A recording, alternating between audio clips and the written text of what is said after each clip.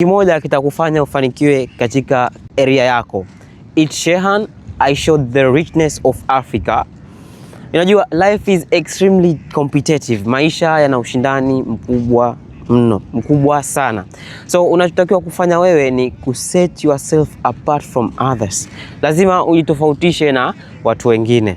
Kwa mfano labda wewe ni daktari, so you have to set yourself apart with other doctors. Lazima ujitofautishe. Kwa mfano unaweza kuwa daktari ambaye anaongea lugha 3, daktari ambaye ana ujuzi wa mkakati, ujuzi kama wa teknolojia.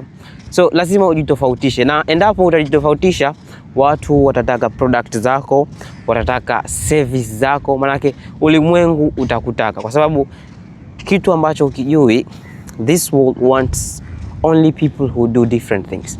Ulimwengu unataka watu ambao wanafanya vitu tofauti. Kama unafanya vitu ambavyo vya kawaida, ulimwengu unakuacha chini, my brother. So we have to make sure that we set apart ourselves.